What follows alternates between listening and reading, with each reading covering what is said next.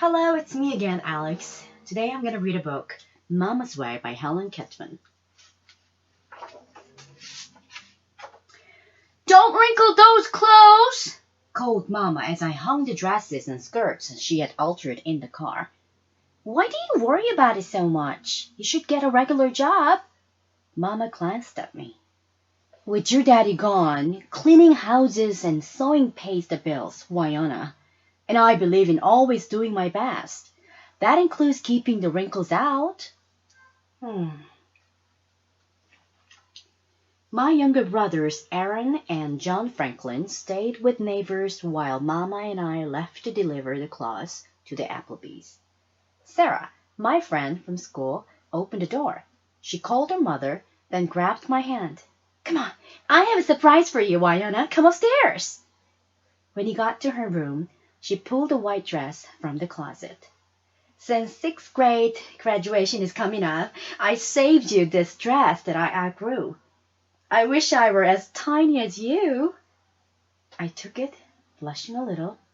I didn't have a white dress, and all the girls wore white at graduation. It's pretty, thanks, I said. Then Sarah pulled out another dress. Well, this is my new graduation dress. I gasped. It was the most beautiful dress that I had ever seen. Its silky white fabric swished when Sarah moved it. Delicate lace trimmed the collar and sleeves. And the sash was a pale blue velvet ribbon. Feel the velvet, come on, said Sarah. I shook my head. My hands are dirty, I mumbled, balling up my fist. Then the door opened and Mama and Sarah's mother entered. Get the dress on, Sarah. Mrs. Anderson doesn't have all day. While Mama pinned the hem of Sarah's new dress, I stared and wished I were Sarah. When we left, I hung both dresses in the back seat of the car. It was sweet of Sarah to give you that dress, Mama said. I looked at the two dresses hanging together. Somehow the old one didn't seem so pretty anymore. At home, Mama had me try it on. It hung loosely like a sack. It looks awful, Mom, I complained. Mama pinned and tucked, then took the dress to her room. I'll fix it in time for graduation, honey, okay? She promised. I didn't care. I could only think of Sarah's new dress. I dreamed of having a dress like that. The more I dreamed, the more I wanted something new. A few Saturdays later, on the way to get groceries, Mama and I passed Tilly's dress shop. A white graduation dress hung in the window. It was as beautiful as Sarah's. I begged Mama to let me try it on. Honey, we cannot afford a new dress. There's no use, Mama started. I marched inside the store, not waiting for Mama to finish. Excuse me, how much is the dress in the window? I asked the saleswoman. She checked the price tag. Oh, $85, she said. That's imported lace. Why, would you like to try it on? I felt sick. The $85 might as well have been $1,000. I stammered. No, thank you, said Mama calmly. She stood in the doorway. It's too much for us. You could charge it, suggested the saleswoman. Mama stiffened. Oh, I'm sorry. We pay cash as we go, she said. Come on, Wynona. We need to get groceries. It didn't seem right that Sarah could have a new dress, but I couldn't. It's not fair, I yelled, storming from the store.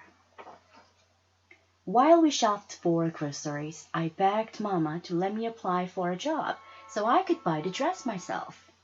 You're too young for a job, Wynona, and I need you to watch your brothers sometimes. I already rely on our neighbors more than I should. You know that, right? Well, I didn't speak to Mama all the way home. I blamed her because we couldn't afford the dress. I even blamed my two little brothers as if it were their fault that I couldn't get a job. The next day, when Mama came home from work, I raced to greet her. Mama, I could earn money babysitting, and I could take Aaron and John Franklin with me. Mama sighed. I'm afraid they won't do. Mrs. Culpepper says she needs to work extra the next few weeks because she's having out-of-town company for graduation. I'll need you to help with the laundry and dinner, honey. Then my face turned red, and I shouted, You just don't want me to get that dress, right? Before Mama could speak, I just ran from the room. Every week on the way to buy groceries, we passed the dress shop, and I stared at the dress in the window, wishing I could have it. Mama never said a word, but I knew she felt bad, too. Then, a week before graduation, as I carried Sarah's hand dress to the car, Mama handed me an envelope. Wynona, it's your graduation present. Huh? I opened the envelope, and inside was enough money for the dress that I'd been wanting. Tomorrow we'll go to town and buy that dress, okay? Mama said. If it needs altering, that will give me time to do it. Mom! Tears welled up in my eyes. You worked extra for me? Honey, you'll be the prettiest girl at graduation, Mama said, pushing my hair from my face. I noticed how tired she looked. Suddenly I felt ashamed. Mom, I don't deserve... Yes, you do, Mama said, gathering me in her arms. I had a huge lump in my throat, and Mama held me for a moment. Now, go wipe your face and watch your brothers, okay? I'll deliver Sarah's dress. Thank you, Mommy. I put the envelope in my pocket and went back inside. Sitting at the kitchen table, I daydreamed about wearing my beautiful new dress. I was so happy thinking about myself. Then I forgot all about my brothers until I heard a scream. I raced to their bedroom. John Franklin was wailing and holding his wrist, which was twisted oddly. Aaron's face was white. We're just wrestling. Oh no, it looks broken, I said. I carried John Franklin out front to wait for Mama. Aaron followed. When Mama returned and saw us waiting, she must have realized something was wrong. She jumped from the car and ran over. What? She started, stopping when she saw John Franklin's wrist. Oh, we better get to the hospital now, she said. Her face looked tight, and I knew she was worried about more than just the broken wrist. So I just reached into my pocket and handed her the envelope. Mom, we can use this money for the hospital bill, Mama. I already have a dress. And then she nodded, smiling sadly. A few days later, we signed John Franklin's cast, and Aaron and I helped him carry his books to school. The night before graduation, Mama stayed up late, and I knew she was finishing the alteration of Sarah's old dress. I didn't mind. When I woke in the morning, the dress was hanging where I could see it. I went over for a close look. It didn't even seem like the same dress.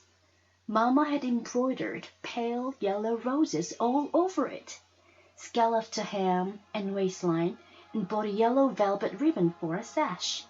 It was so pretty, I could hardly breathe. I was running my fingers over the perfect tiny roses when Mama came in. Oh, Mama, thank you. I love it. You made a whole new dress. I threw my arms around her. When did you find time to do all this? Mama kissed my forehead. I'll always find time, Wynona. And she does. That's Mama's way. The end.